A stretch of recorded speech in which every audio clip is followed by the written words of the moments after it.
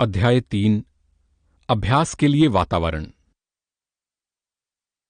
ये संसार हमारा असली घर नहीं है। ये कर्मभूमि है, कर्मा संदड़ा खेत है, जहां हम अपने कर्मों के हिसाब को चुकाने के लिए आते हैं।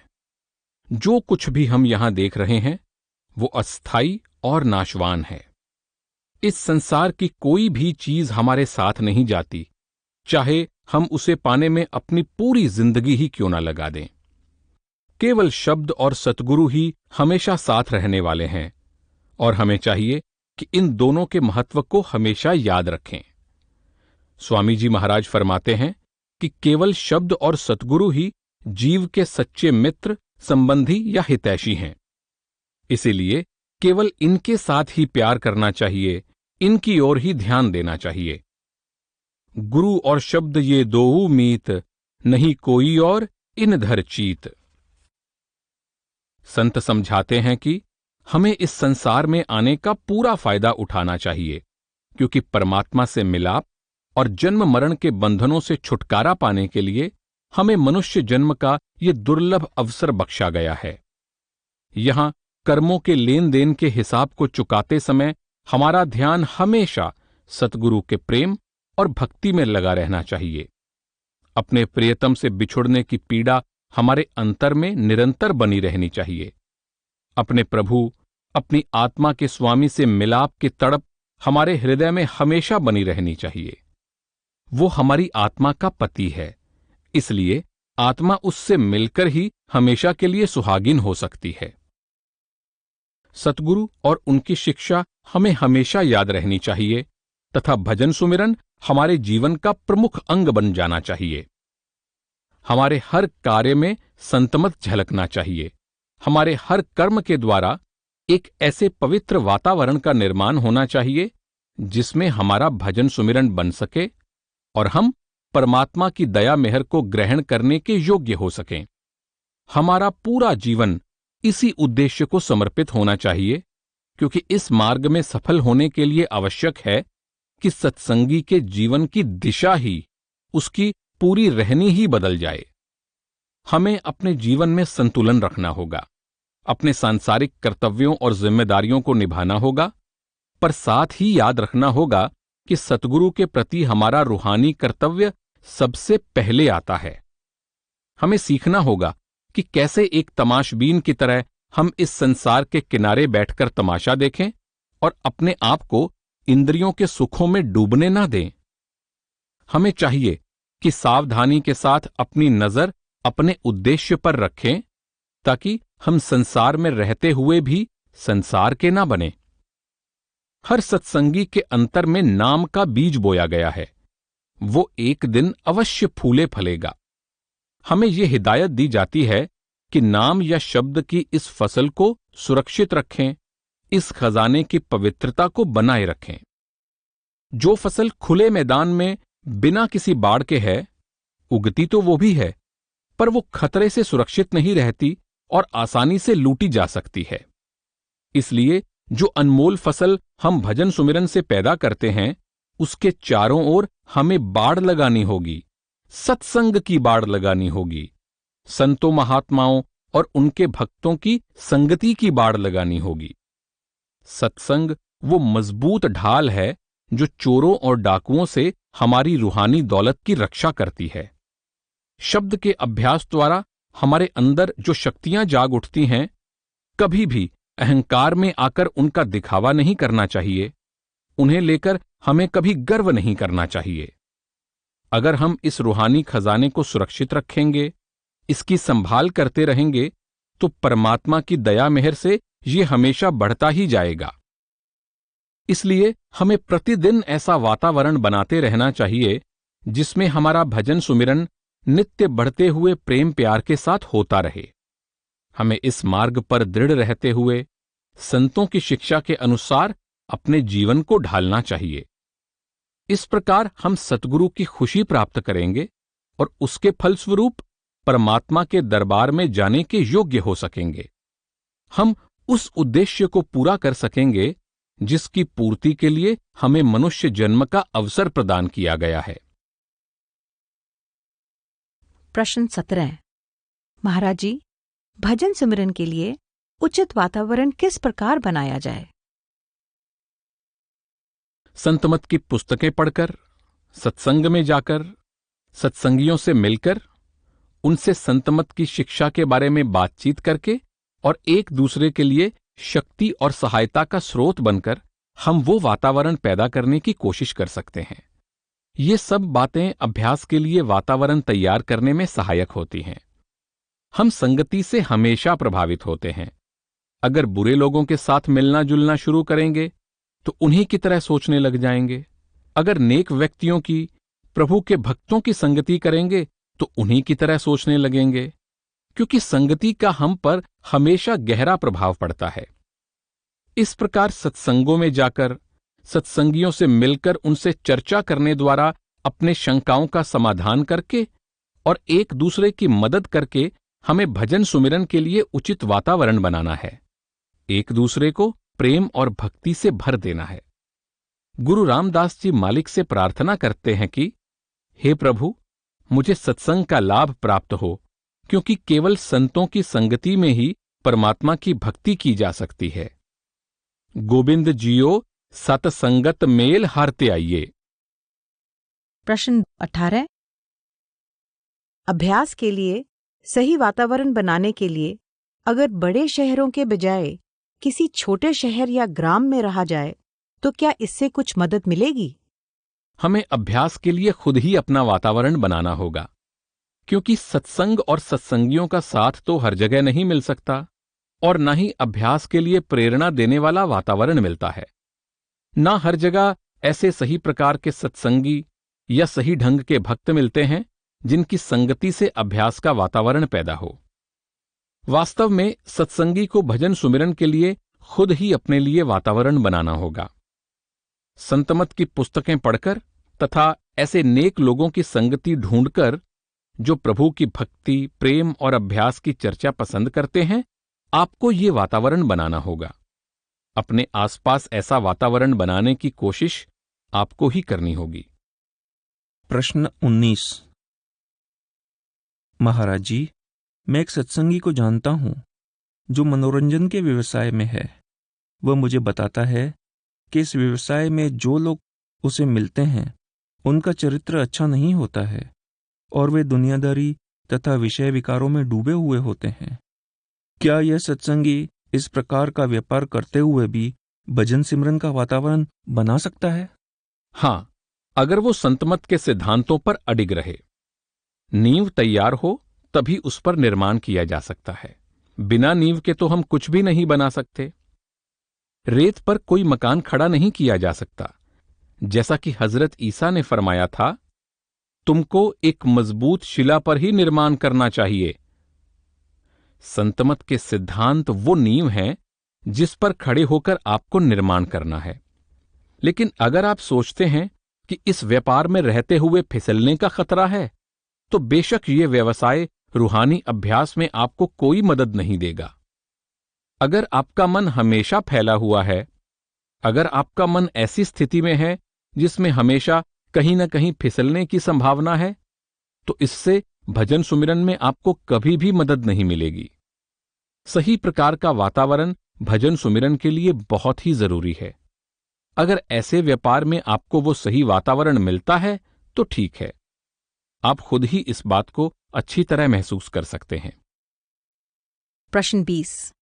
महाराज जी, नामदान के समय हमें ये वादा करना पड़ता है कि तन और मन से हम एक नेक और सदाचार पूर्ण जीवन बिताएंगे। ये वादा इतना जरूरी क्यों है?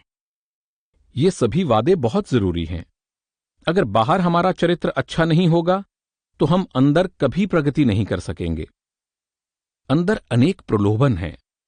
अगर बाहर आप दुर्बल हैं तो अंतर में और भी अधिक दुखी तथा दुर्बल होंगे और आप कभी प्रगति करने के योग्य नहीं बन सकेंगे। और फिर अगर हमारी तवज्जो हमेशा नीचे के केंद्रों की ओर जा रही है तो अपनी सूरत को समेटकर ऊपर आंखों के केंद्र पर लाना हमारे लिए बहुत कठिन होगा। जब तक हमारा चरित्र अच्छा ना हो, हमारी रहनी पवित्र ना हो और जब तक हम तीसरे तिल पर एकाग्र होने में समर्थ ना हो जाएं, तब तक कोई रूहानी प्रगति नहीं कर सकते।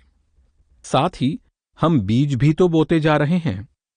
हजरत ईसा ने इस बात को बाइबल में स्पष्ट किया है। कुछ लोग एक स्त्री को चरित्रहीनता के लिए पत्थर मारने जा रहे थे। तब हजरत ईसा ने उस औरत को बचाया, लेकिन फिर उसे ये हिदायत भी दी, जा और फिर से पाप ना करना।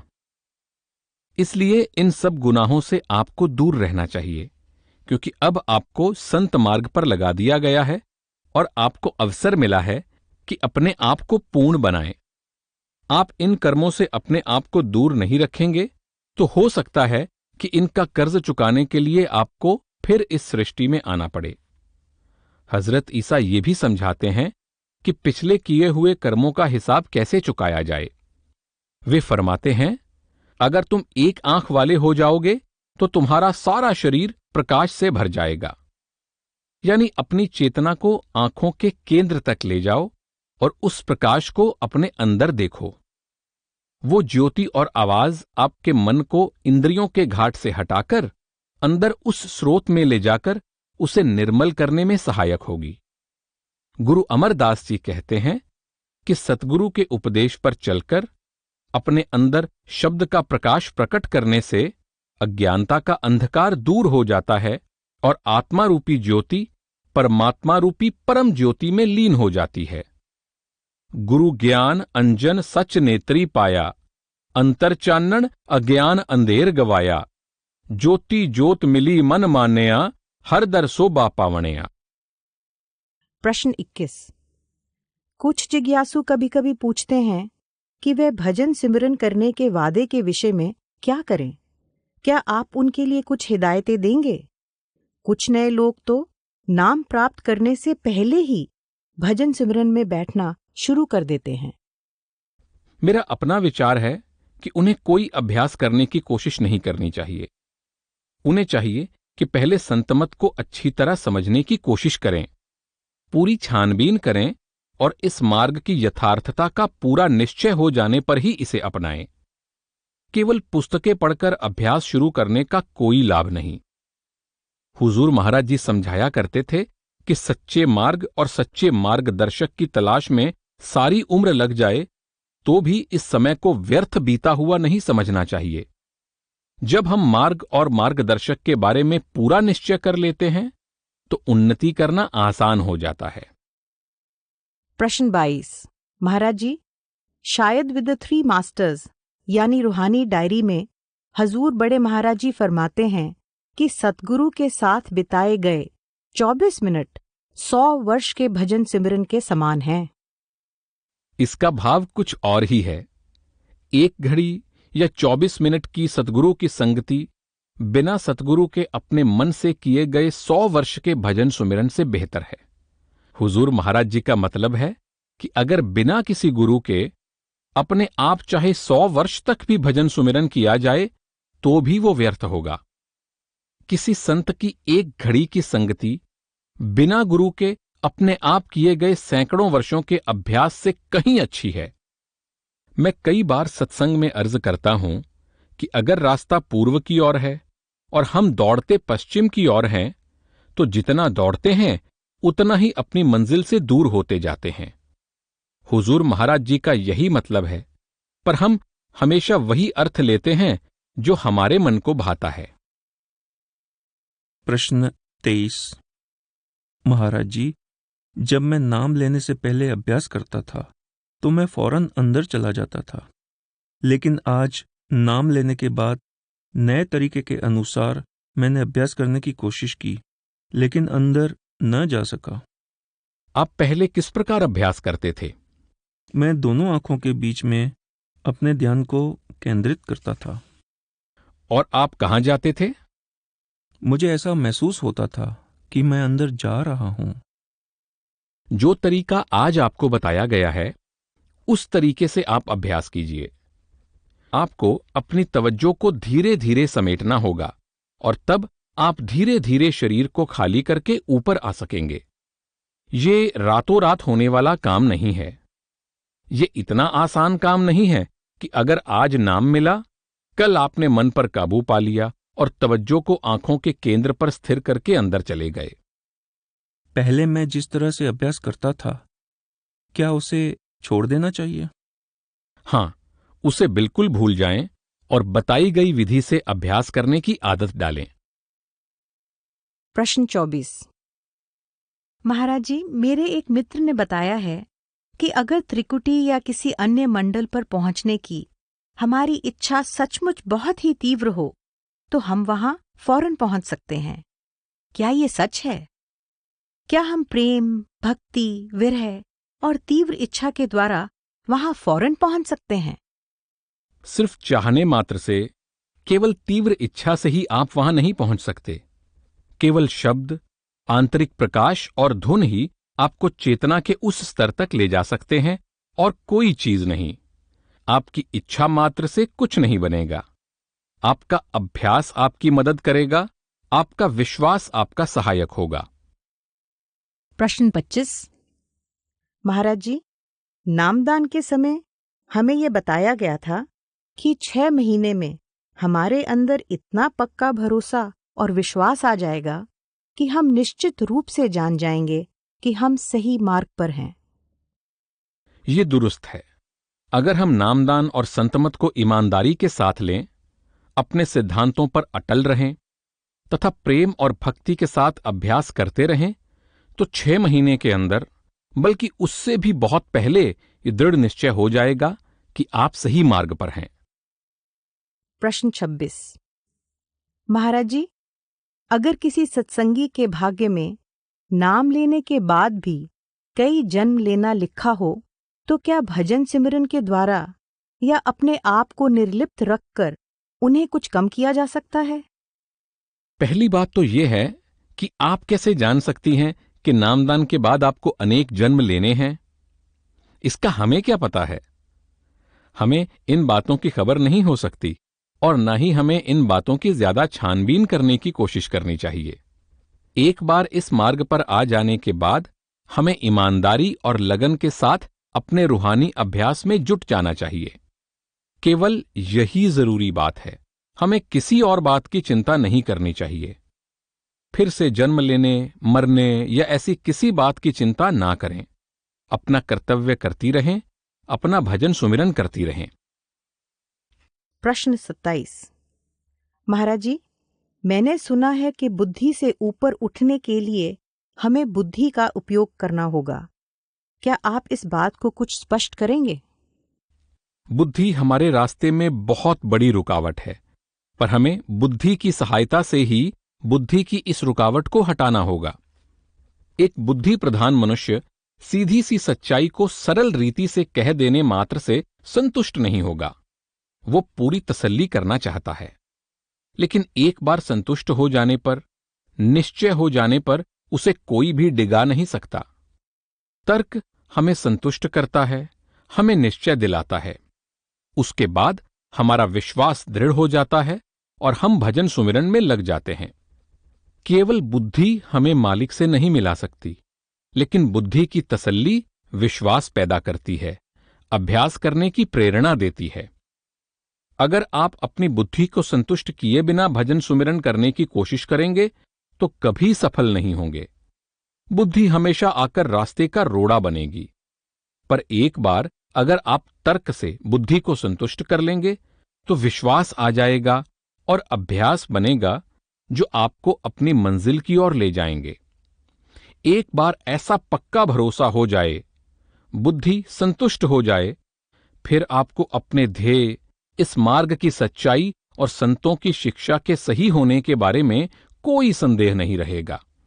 इसलिए इस मार्ग पर आने से पहले यह जरूरी है कि हम अपनी बुद्धि को संतुष्ट कर लें। हमें इस बात का निश्चय हो जाए कि ये मार्ग हमारे लिए है और यही हमें अपनी मंजिल पर ले जाएगा। नहीं तो हर तरह के प्रश्न और संदेह तथा ऐसी कई बातें हमारे रास्ते में आएंगी। हमें अपने मन को संतुष्ट करना ही चाहिए। एक बार मन संतुष्ट हो जाए तो विश्वास अपने आप आ जाएगा, अभ्यास अपने आप होगा। अगर अपने मन को संतुष्ट किए बिना आप इस मार्ग पर चलना चाहेंगे तो कई प्रश्न और संदेह उत्पन्न होंगे, और जब भी आप अभ्यास में बैठेंगे तो ये सब आपके सामने आ जाएंगे। ये आपको भजन सुमिरन में बैठने ही नहीं देंगे। मैं कमरे में क्यों बैठूं? क्यों अपनी आंखें बंद करूं? मेरे इतने मित्र हैं, मुझे मालूम नहीं कि मैं क्या कर रहा हूं। क्या मालूम ये सही भी है या गलत? ऐसे कई सवाल आपके मन में उठेंगे और आप कोई उन्नति नहीं कर सकेंगे। इसलिए बुद्धि आपको कहीं नहीं पहुंचाएगी। वास्तव में असंतुष्ट बुद्धि आपके मार्ग में रुकावट साबित होगी। अगर आप एक सीधे सादे मनुष्य को सरल तरीके से समझाएंगे तो वो समझ जाएगा, लेकिन अगर एक बुद्धि प्रधान व्यक्ति को उसी सरल तरीके से समझाएंगे तो वो कभी नहीं समझेगा। वो इतना तीक्ष्ण बुद्धि का है कि वो सरल बात को सरल तरीके से स्वीकार नहीं कर सकेगा। उसके सामने वही बात उसके बौद्धिक स्तर पर आकर रखनी होगी। वो पहले अपनी बुद्धि से सवाल पैदा करता है, फिर अपनी बुद्धि के द्वारा ही उस सवाल का हल चाहता है। अगर वो कोई समाधान ढूंढ लेता है तो गर्व महसूस करता है, अगर नहीं ढूंढ पाता है तो दुखी और निराश हो जाता है। एक बुद्धि प्रधान व्यक्ति का यही हाल होता है। लेकिन अगर बुद्धि प्रधान व्यक्ति को विश्वास हो जाए तो वो विश्वास एक मजबूत शिला पर बने मकान की तरह होता है। उसे कोई भी हिला नहीं सकेगा। एक सरल व्यक्ति चाहे आसानी से सब समझ ले तो भी खुद सीधा होने के कारण वो जल्दी ही डांवाडोल हो जाता है और इसके फलस्वरूप वो आसानी से औरों के बहकावे में आ जाता है। दोनों में यही अंतर है। बुद्धि कोई बुरी चीज नहीं है। आप अपनी बुद्धि को अलग हटाकर इस मार्ग पर नहीं चल सकते। आपको अपनी बुद्धि को संतुष्ट करना ही पड़ेगा। इसीलिए हम इतने सत्संग सुनते हैं, इतनी पुस्तकें पढ़ते हैं, इतने प्रश्न उठाते हैं, इतनी छानबीन करते हैं। ये सब केवल बुद्धि को संतुष्ट करने के लिए ही हैं। ये हमें किसी मकाम पर नहीं ले जाते। आप कहेंगे कि पुस्तकें पढ़ने से आपको कुछ रूहानी लाभ हासिल होगा, पर वास्तव में आपको कुछ भी नहीं मिलता। अगर आप ये महसूस करें कि सत्संगों में जाने से आपको कुछ रूहानी प्राप्ति होगी, तो ये भी ठीक नहीं है। इससे केवल बुद्धि की तसल्ली होगी। पर एक बार दृढ़ निश्चय हो जाए तो भरोसा आ जाता है और अभ्यास भी किया जा सकता है। और उस अभ्यास के द्वारा, भजन सुमिरन के द्वारा, संतमत की शिक्षा के अनुसार अपने जीवन को ढालने से आप जो चाहते हैं वो प्राप्त होगा। केवल बुद्धि को संतुष्ट करने से ही नहीं, बल्कि विश्वास और अभ्यास के द्वारा, प्रेम और भक्ति के द्वारा। प्रश्न 28। महाराज जी, अक्सर ये कहा जाता है कि हमें रोज एक निश्चित समय पर बिना नागा प्रेम और भक्ति के साथ अधिक से अधिक भजन सिमरन करना चाहिए। पर ऐसा लगता है कि प्रेम और भक्ति हमारे अपने वश में नहीं है। प्रेम और भक्ति से मेरा मतलब कि जिस रूहानी मार्ग पर आप चल रही हैं, उसमें आपको विश्वास होना चाहिए कि यही वो मार्ग है जो आपको अपनी मंजिल तक ले जाएगा। आपको विश्वास होना चाहिए कि जिसने आपको ये मार्ग दिखाया है, उसने आपको सही रास्ता बताया है और वो खुद आपको अपने धाम ले जाने के लिए हर वक्त आपके साथ है। जब तक आपको ये विश्वास ना होगा, आप भजन सुमिरन नहीं कर सकेंगी। अगर हमें ये मालूम हो कि ये रास्ता वॉशिंगटन से न्यूयॉर्क की ओर जाता है, तो हम पूरी गति के साथ गाड़ी चलाते जाएंगे। अगर हमें पक्का भरोसा ना हो कि ये रास्ता सचमुच न्यूयॉर्क की ओर जाता है और ये महसूस करें कि ये कहीं और ले जा रहा है, तो हमारे लिए गाड़ी चलाना मुश्किल हो जाएगा। कदम कदम पर हमें रुककर लोगों से रास्ता पूछना होगा। कभी नक्शा देखना होगा तो कभी रास्ते में लगे बोर्ड के संकेतों को, कभी राह चलते हुए लोगों से पूछना होगा।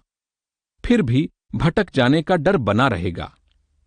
विश्वास आपको मंजिल पर नहीं पहुंचाएगा, अभ्यास पहुंचाएगा। पर विश्वास आपसे अभ्यास करवाएगा। विश्वास के बिना आप अभ्यास नहीं कर पाएंगी। विश्वास के बिना अपनी गाड़ी को पूरी रफ्तार के साथ नहीं चला सकेंगी। पूरी रफ्तार आपको मंजिल की ओर ले जाएगी। पर विश्वास ही गाड़ी को पूरी रफ्तार से चलाने में आपकी मदद करेगा। इसी प्रकार प्रेम और भक्ति से अपने रूहानी मार्ग और सद्गुरु पर भरोसा आता है। तब हम अभ्यास भी करते हैं और उस अभ्यास के फल भी प्राप्त करते हैं। प्रश्न 29। मैं तो खुद चाहता हूं कि बिना किसी शर्त के अपने आप को पूरी तरह सद्गुरु के सुपुर्द कर दूं, परंतु मैं नहीं जानता कि सद्गुरु के लिए पूर्ण प्रेम और भक्ति कैसे पैदा की जाए, क्योंकि मुझे लगता है कि कभी कभी सद्गुरु के प्रति मुझ में उतनी भक्ति नहीं है जितनी की होनी चाहिए। हालांकि मैं पूरी तरह से सद्गुरु की भक्ति में लगा रहना चाहता हूं। इसके लिए मुझे क्या करना चाहिए? हाँ, खास बात तो यही है कि अपने प्रेम को कैसे मजबूत बनाया जाए। प्रेम को मजबूत बनाने का केवल एक ही उपाय है, और वो है भजन सुमिरन। और कोई रास्ता नहीं है, क्योंकि जो प्रेम हमें अपने अनुभव द्वारा प्राप्त होता है उसकी किसी अन्य प्रकार के प्रेम से तुलना ही नहीं की जा सकती। बुद्धि पर आधारित प्रेम ठीक है, भावना पर आधारित प्रेम जो औरों से प्रभावित होता है वो भी ठीक है। किसी भी तरह का प्रेम अच्छा है, पर कोई भी प्रेम उस प्रेम का मुकाबला नहीं कर सकता जो आपको अपने अनुभव से प्राप्त होता है, और उस अनुभव के लिए भजन सुमिरन जरूरी है। प्रेम और भक्ति भजन सुमिरन द्वारा ही पैदा की जा सकती है और किसी तरह नहीं। भजन सुमिरन स्थायी प्रेम का निर्माण करता है, और इसका अर्थ है मजबूत शिला पर निर्माण करना, रेत पर नहीं। परंतु इससे पहले कि ऐसा प्रेम पैदा हो, क्या यह निश्चय हो जाना, यह विश्वास हो जाना जरूरी नहीं कि यह मार्ग हमें उस प्रेम की ओर ले जाएगा? हां, पहले इस दर्शन या मार्ग में पक्का विश्वास होना जरूरी है। इससे आपके मन में इस मार्ग को अपनाने की इच्छा उत्पन्न होगी। वैसे तो सब कुछ प्रभु की दया मेहर पर ही निर्भर है, पर पहले यह विश्वास होना चाहिए कि जिस मार्ग को आप अपनाने जा रहे हैं वो सही है। ये दृढ़ निश्चय आपको अभ्यास की ओर ले जाएगा, और फिर यह स्वाभाविक ही है कि जब आपके अंदर थोड़ा बहुत प्रेम और विश्वास होगा तभी आप अभ्यास करेंगे। लेकिन सच्चा प्रेम, भक्ति में पूरी दृढ़ता भजन सुमिरन के द्वारा ही आएगी। स्थायी प्रेम और प्रेम में गहराई केवल भजन सुमिरन के द्वारा ही प्राप्त हो सकेगी। प्रश्न 30। महाराज जी, कुछ ऐसे लोग हैं जिन्होंने ना तो सद्गुरु को देखा है और ना ही संत मत के सिद्धांतों की गहराई में जानने की कोशिश की है, फिर भी ना जाने कैसे उनके अंदर अपने आप सद्गुरु के लिए अपार प्रेम है। आप उनके प्रेम की गहराई के बारे में क्या जानते हैं? आप कैसे जान सकते हैं? उनके जैसे प्यार की तुलना आप गहरे प्रेम से कैसे कर सकते हैं? बाहर से तो ऐसा ही लगता है कि अगर वे ऐसा महसूस करते हैं तो अच्छी बात है, लेकिन हो सकता है कि ये प्रेम केवल ऊपरी ही हो सकता है कि वो अडोल ना हो। आप कुछ नहीं कह सकते। एक बार अगर किसी को निश्चय हो जाए कि फलां जानवर घोड़ा है, फिर चाहे सारा संसार कहे कि ये भैंस है, तो वो कोई परवाह नहीं करेगा। सारा संसार उसके खिलाफ हो, फिर भी वो जानता है कि ये घोड़ा है। अगर उसे पक्का विश्वास नहीं है, तो अगर 10 आदमी कहें कि ये घोड़ा है, तो भी वो कहेगा कि घोड़ा है। 20 आदमी कहें कि ये भैंस है, तो वो भी कहेगा कि ये भैंस है। इस तरह वो हमेशा डगमगाता ही रहेगा। ये तय करने के लिए कि जो कुछ वो महसूस कर रहा है वो सही है, उसे और 20 व्यक्तियों की गवाही चाहिए। पर अनुभव के द्वारा विकसित प्रेम को संसार में और किसी की हामी की जरूरत नहीं। चाहे सारी दुनिया उसके खिलाफ हो, वो अडोल रहेगा। ऐसा प्यार और विश्वास आप अनुभव के द्वारा ही प्राप्त कर सकते हैं और किसी तरह नहीं। प्रश्न 31। अगर सद्गुरु के देह स्वरूप से प्रेम इस मार्ग पर उन्नति करने के लिए जरूरी है, तो फिर उन लोगों का क्या होगा जिन्हें नाम तो मिला है पर सद्गुरु के देह स्वरूप के दर्शन नहीं मिले, या हो सकता है कि वे सद्गुरु के देह स्वरूप के दर्शन कर ही ना पाएं। वे सद्गुरु के देह स्वरूप से प्यार कैसे बढ़ाएं? चाहे उन्होंने सतगुरु को ना देखा हो, फिर भी भजन सुमिरन की मदद से वे सतगुरु के प्रति ये प्रेम पैदा कर सकेंगे। अगर वे अपना रूहानी अभ्यास करते रहेंगे, चाहे बौद्धिक विश्वास के साथ ही सही, वे उस निश्चय और विश्वास को दृढ़ कर सकेंगे। लेकिन अगर वे भजन सुमिरन ही नहीं करेंगे, तो वे ये प्यार कैसे प्राप्त कर सकेंगे? सतगुरु के लिए प्यार हमें भजन सुमिरन की ओर ले जाता है, और भजन सुमिरन सतगुरु के लिए हमारे प्यार को दृढ़ बनाता है, गहरा बनाता है। सो भजन सुमिरन ही प्रमुख चीज है। अगर परमात्मा आपको ऐसा गहरा प्रेम बख्शता है, तो आप बड़े ही भाग्यशाली हैं। नहीं तो अगर आप मार्ग जानते हैं, तो आपको चाहिए कि भजन सुमिरन करें, तब ये विश्वास अपने आप आ जाएगा। भजन सुमिरन की सहायता से स्वाभाविक ही वो प्रेम पैदा हो जाएगा। प्रश्न 32। अगर कोई आपसे मिल चुका हो तो उसके लिए आपसे प्रेम करना आसान है, पर जो लोग यहां नहीं आए हैं, क्या उनके यहां ना आने का कोई कारण है? वे यहां क्यों नहीं आए, इस बात का प्रेम से कोई संबंध नहीं है। अगर वे भजन सुमिरन करते रहेंगे, तो उन्हें भी वही लाभ मिलेगा। वे यहां ना भी हों, पर उनका सतगुरु उनके साथ है। प्रश्न 33। महाराज जी, हमें बताया गया है कि संतमत प्रेम का मार्ग है, भक्ति का मार्ग है। इस प्रेम और भक्ति के विषय में, जो कि इस मार्ग का एक आवश्यक अंग प्रतीत होता है, बाबा जी महाराज ने परमार्थी पत्र में लिखा है, 100 वर्ष भजन करने से भी जीव इतना निर्मल नहीं होता जितना कि सतगुरु के दर्शन की सच्ची और गहरी इच्छा से होता है। आगे लिखा है, भजन करने से जीव इतनी जल्दी निर्मल नहीं होता जितना कि सतगुरु के साथ सच्चे प्रेम से और दर्शन के लिए सच्ची तड़प से शुद्ध होता है, बल्कि खुद सतगुरु ही सतपुरुष है। मुझे ऐसा लगता है कि शायद दर्शन की चाह भजन से ज्यादा महत्वपूर्ण है। दर्शन के लिए तड़प केवल भजन सुमिरन से ही आएगी। मन की ऊपरी भावुकता का बहुत लाभ नहीं होता। कभी आपको प्रेम महसूस होता है, कभी नहीं। कभी सतगुरु की उपस्थिति में भी आपकी उनसे बात करने या उनकी ओर देखने की इच्छा तक नहीं होती, और कभी उनसे दूर रहते हुए भी आप उनके पास वापस जाने के लिए बहुत बेचैन हो जाते हैं। पर भजन सुमिरन आपके अंदर दर्शन के लिए सच्ची व्याकुलता उत्पन्न करेगा।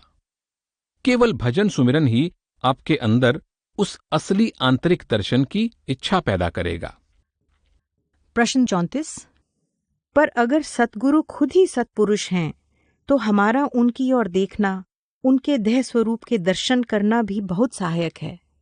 बेशक सहायक है। कौन कहता है कि यह सहायक नहीं है?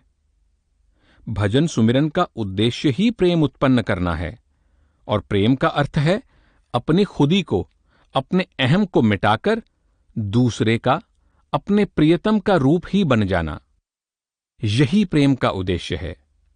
भजन सुमिरन का उद्देश्य भी यही है, उस प्रेम को उत्पन्न करना जिसके द्वारा हमारा अहम या हौमे मिट जाती है, और अंत में हमारी हस्ती उस महान हस्ती में, उस प्रभु में समा जाती है। यही प्रेम है, और ये प्रेम केवल भजन सुमिरन के द्वारा ही प्राप्त हो सकेगा। भजन सुमिरन करने के लिए या अंतर में शब्द से जुड़ने के लिए एक हद तक भावनाओं का होना ठीक है, पर भावनाएं अंतिम लक्ष्य नहीं हैं।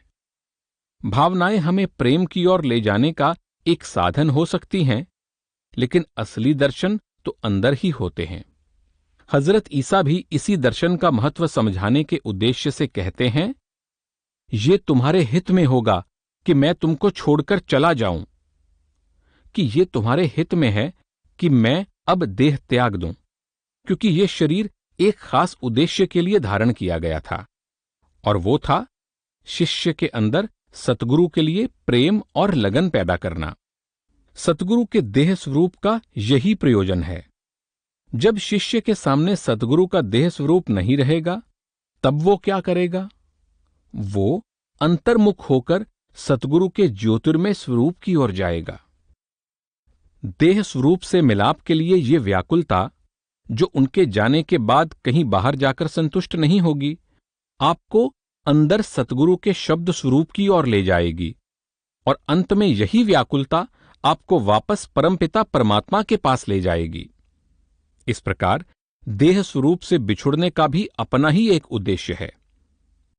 जैसा कि हजरत ईसा ने कहा था, तुम जानते हो कि मैं कहां जा रहा हूं, और तुम वो रास्ता भी जानते हो जो तुम्हें मेरे पास ले आएगा।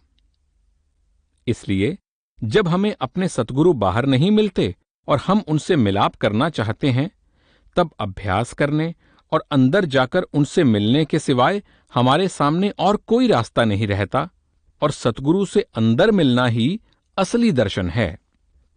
और फिर दर्शन और दर्शन में भी भेद होता है। अगर आप सचमुच सतगुरु के दर्शन उन्हें परमात्मा मानकर करते हैं, तो मेरे ख्याल से आपको भजन सुमिरन की कोई जरूरत नहीं है। लेकिन मैं नहीं समझता कि कोई भी सतगुरु को सचमुच परमात्मा मानता हो। एक क्षण हम सोचते हैं कि सतगुरु इंसान हैं, दूसरे क्षण उन्हें इंसान से भी छोटा समझने लगते हैं, और फिर किसी क्षण सोचते हैं कि वो साक्षात परमात्मा है। इसलिए ये कह देना कि सतगुरु परमात्मा है केवल एक पढ़ी सुनी बात है, एक बौद्धिक विचार है, क्योंकि मन इस बात पर विश्वास नहीं करता, वो इसे स्वीकार नहीं करता। अगर हम सचमुच ही ये मानते हैं, अगर सचमुच ही हमारा ये दृढ़ विश्वास है, अगर हम सचमुच ही ये महसूस करते हैं कि वो परमात्मा हैं, तो हमें भजन सुमिरन करने की कोई जरूरत नहीं। पर यह असंभव है। ये बातें सिर्फ कह दी जाती हैं, उन पर अमल नहीं किया जाता। कोई भी ऐसा कर नहीं पाता।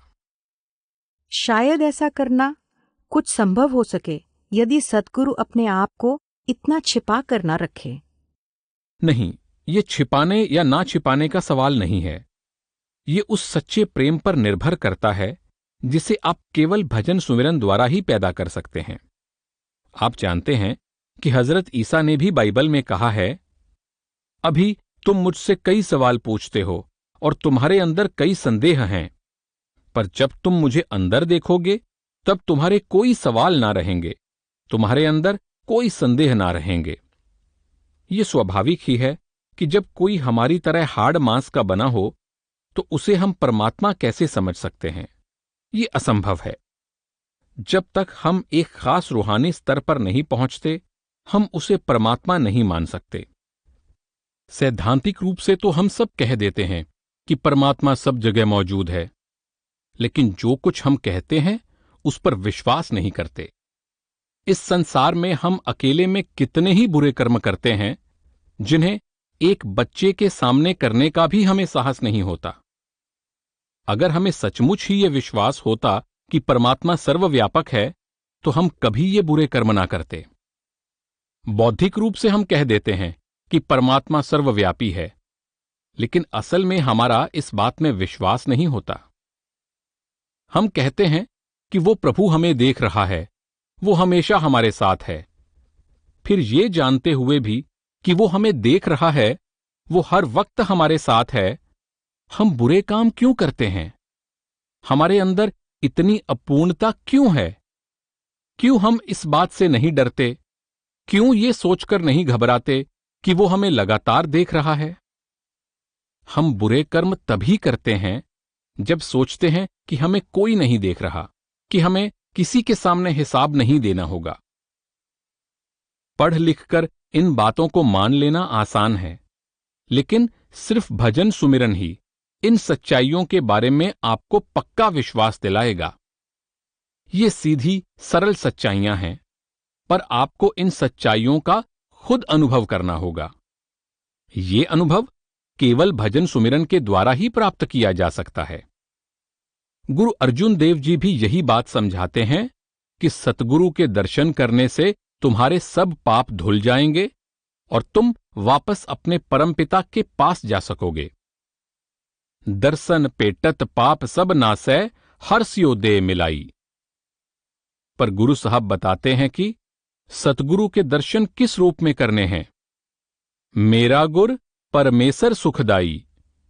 जब हम उन्हें परमात्मा समझेंगे, केवल तभी हमारे पाप धुल सकेंगे। अगर हम उन्हें एक मनुष्य के रूप में, एक रहनुमा के रूप में, एक प्रियजन के रूप में या एक बुद्धिमान व्यक्ति के रूप में देखते हैं, तो फिर क्या प्राप्त हो सकता है? अगर हमें सचमुच ये निश्चय हो जाए कि परमात्मा इस धरती पर गुरु के रूप में मौजूद है, तो हमारे सब पाप धुल जाएंगे। उस हालत में हम अपने आप को सतगुरु को भेंट कर देते हैं। हम अपना आपा भाव, अपनी हस्ती सतगुरु में खो देते हैं। भेंट कर देने के बाद वस्तु अपनी नहीं रहती, जिसे भेंट की गई है उसकी हो जाती है। इसी प्रकार अपने आप को गुरु के भेंट कर देने के बाद हम खुद नहीं रहते। गुरु नानक साहब के अनुसार बैखरीद लाला गोला, अर्थात उनके खरीदे हुए गुलाम बन जाते हैं। यही सच्चा प्रेम है, और ऐसा सच्चा प्रेम भजन सुमिरन से ही पैदा हो सकता है। उस प्रेम को पैदा करने का और कोई उपाय नहीं है। बेशक हम ये महसूस करना चाहेंगे कि हमारा सतगुरु परमात्मा है, लेकिन इसे महसूस करने की इच्छा करने और सचमुच ही महसूस करने में बहुत फर्क है। बिना भजन सुमिरन के हमें कुछ नहीं मिलता। इसीलिए हजरत ईसा ने कहा था कि होली घोस्ट अर्थात शब्द के खिलाफ किया गया गुनाह माफ नहीं किया जा सकता। हजरत ईसा का कहना है कि मेरे खिलाफ किया गया अपराध माफ किया जा सकता है। अर्थात ईसा कहते हैं कि तुमको मुझ में विश्वास ना हो, अगर तुम्हें इस बात में संदेह हो कि मैं प्रभु का पुत्र हूं, अगर तुम्हें शक हो कि मैं तुम्हारे साथ रहते हुए भी प्रभु के साथ हूं, तो इस सब के लिए तुम्हें माफ कर दिया जाएगा। लेकिन होली घोस्ट या शब्द के खिलाफ किया गया गुनाह माफ नहीं होगा। अगर तुम अपना रूहानी अभ्यास नहीं करोगे तो तुम्हें माफ कैसे किया जा सकेगा? किस बात की माफी? उन कर्मों की माफी जिन्हें हम जन्म जन्मांतरों से इकट्ठा करते आ रहे हैं और जो आज हमें यहां लाए हैं। माफ किए जाने का मतलब होगा कि हमारी आत्मा पर चढ़े हुए पर्दों को हटाना।